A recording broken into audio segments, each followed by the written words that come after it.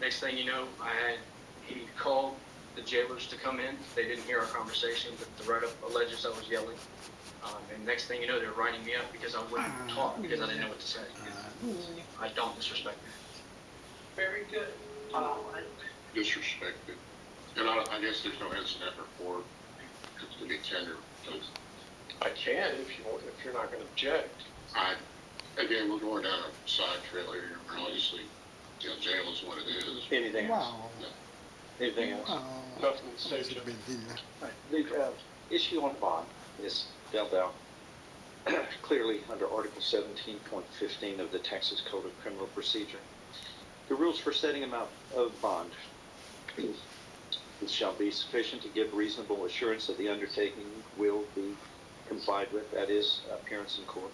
The nature of the offense and the circumstances under which the offense are committed are to be considered, including whether the offense involved violence as defined in Article 17 that the grand jury is rendered in true bill states that you drove by and videoed the residence of the complainant and your conduct would cause a reasonable person to be placed in fear of bodily injury or death and feel harassed, annoyed, alarmed, abused, tormented, embarrassed, or offended. Also, that you knowingly engaged in conduct, namely a text stating the defendant would assault the complainant and that would cause a reasonable person to fear. There's a probable cause affidavit that is applied in this case that the court is going to, the probable cause affidavit, which and the court has highlighted the portions that the court feels are relevant in this hearing.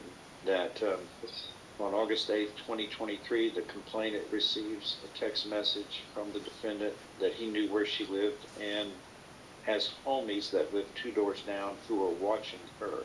Now, it also states that the defendant has video recorded the complainant's house and passes by ensuring that she knows he is here. He is there. In this video, the defendant is driving a moving truck and states, "You think I'm crazy now? Y'all going to see how big my balls are." It is such a strange thing that this man is asking us to think about.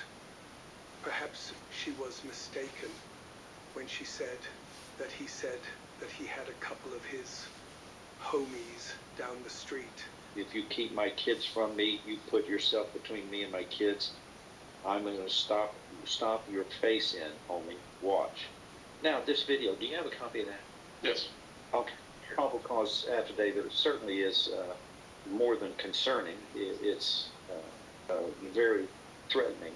And we are on an issue apparently where these two have children together, and there's obviously emotion here involved. But the grand jury has reviewed this case and indicted you for the 3rd-degree felony of stalking. Thus, there are marching orders that are normal and customary for this type of offense. Your bond is at $100,000. I'm going to reduce it to $75,000 because this court is not aware of criminal history.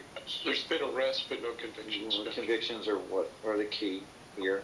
I can also, as a condition of a bond under Article 17 for a bond involving stalking, if you post a bond, you shall not communicate with the victim, go near the victim's house or workplace, nor go near a school or daycare facility where the victim's children attend until this gets resolved. Also, you must have a GPS device that shows where you are at all times, and you shall not go near the victim or the children unless the other courts have reviewed this case and deemed that visitation necessarily ordered. Until this case gets resolved, what we have to do is freeze the action to ensure that further harm does not occur and additional wrongdoing is not added to this case.